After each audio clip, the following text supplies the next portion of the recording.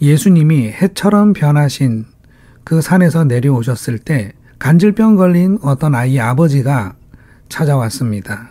그리고 말하기를 제자들이 못 고친다고 말을 합니다. 그러자 예수님이 말씀하십니다. 믿음이 없고 삐뚤어진 세대여, 언제까지 함께 있어야 하겠으며 참아야 하겠느냐. 아이를 데려오너라 하고 말씀하셨습니다. 그리고 귀신을 쫓아내시니까 아이가 나았습니다. 제자들이 따로 주님께 여쭤보았습니다. 왜 저희는 귀신을 쫓아내지 못했죠? 그러자 예수님이 대답하십니다. 믿음이 적어서 그렇다.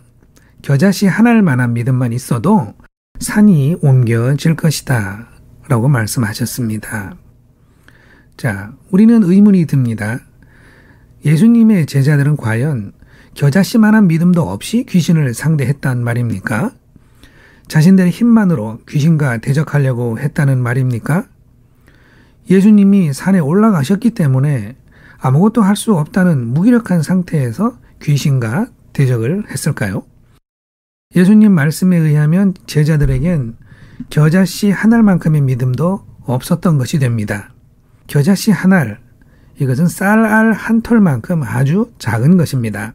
제자들이 그 정도의 믿음도 없이 제자로 따라다녔단 말인가요? 조금만 더 생각해보면 수박만한 믿음이나 태산처럼 큰 믿음도 있을까요? 사실 믿음이라는 것은 이 물리적인 사물로 크기를 비유할 수 없는 내면적인 추상적인 단어이죠. 넓이나 높이나 깊이를 정할 수가 없는 것입니다. 그렇다면 예수님의 말씀에 담긴 믿음의 크기란 크고 작음의 문제가 아니라 있냐 없냐의 문제가 됩니다. 산이 옮겨지는 정말 말도 안 되는 역사를 이루는 데 필요한 믿음의 크기가 고작 겨자씨 한 알만큼밖에 안 된다면 그것은 믿음의 존재 여부를 말하는 것이지 믿음의 크기를 말하는 것이라고 할 수 없을 것입니다. 믿음의 능력이라는 것은 결국 믿음을 통해 일하시는 하나님의 능력입니다. 하나님이 역사하시는 주권 앞에서 필요한 인간의 믿음의 크기는 양이 크기가 정해진 것이 아닙니다. 하나님께는 겨자씨만한 믿음만으로도 충분한 것입니다. 그 작은 믿음조차도 결국은 믿음이 있다는 말입니다. 믿음이 없다는 말은 겨자씨만한 믿음도 없다는 말입니다.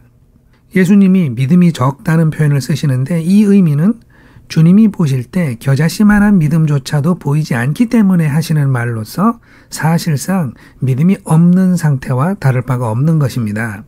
예수님이 믿음이 적은 자들아 하신다는 말씀은 믿음 없는 자들아 하는 말과 다를 바가 없다는 말입니다. 그렇다면 예수님의 이러한 책망을 들었던 당시의 제자들에게는 믿음이 없었다는 얘기입니다. 하나님의 역사가 그래서 일어나지 않았던 것입니다. 아마도 제자들은 예수님과 동행하는 삶을 살면서도 귀신을 쫓아내는 예수님을 바라보면서 이분이 하나님의 아들이나 메시아까지는 아니고 다만 인간적 차원에서 남다른 지혜와 능력을 가진 뛰어난 선생님 정도로 이해하고 있었던 것 같습니다. 믿음이라는 것은 있고 없고가 중요한 것이지 그 크기가 겨자씨만한 것이냐 큰 바위만큼 크냐가 중요한 것이 아닙니다. 믿음의 수준은 가변적입니다. 월요일 저녁에는 내 믿음이 겨자씨만큼이나 보잘것없어 보이지만 예배를 드린 주일에는 하늘에 닿을 만큼이나 높고 굳건하였습니다. 내일은 어떤 수준의 믿음을 가지게 될지 오늘은 알 수가 없습니다. 이때 중요한 것은 어제나 오늘이나 내일이나 여전히 믿음을 가지고 있다는 것입니다. 여전히 하나님의 자녀로 서 있다는 사실이 중요한 것입니다. 아들을 고쳐달라고 제자들에게 찾아온 아버지에게 필요한 것은 믿음이었고 귀신을 쫓아내겠다고 시도하는 제자들에게도 필요한 것은 믿음이었습니다. 아이의 아버지에게도 이 제자들이 예수 그리스도의 제자이며 예수 그리스도는 하나님의 아들이시다라는 믿음이 있어야 되었던 것이고 제자들도 역시 우리는 예수 그리스도의 제자들이라고 하는 믿음이 있어야 했던 것이죠.